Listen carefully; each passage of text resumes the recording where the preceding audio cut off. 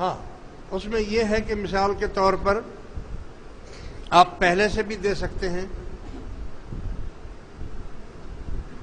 مطلب فجر کی عید فطر کے فجر کے نماز سے پہلے ادا کر دینا ضروری ہے، لیکن آپ پہلے بھی دے سکتے ہیں، یعنی آپ ابھی بھی دے سکتے ہیں، پہلے بھی دے سکتے ہیں۔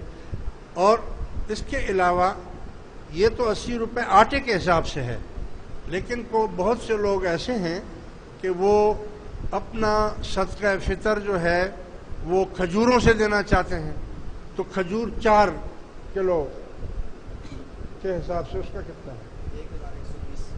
1120 روپے فی کس۔ اور اگر کوئی کشمش سے دینا چاہتا ہے، تو وہ 1600 روپے کے حساب سے وہ دے سکتا ہے۔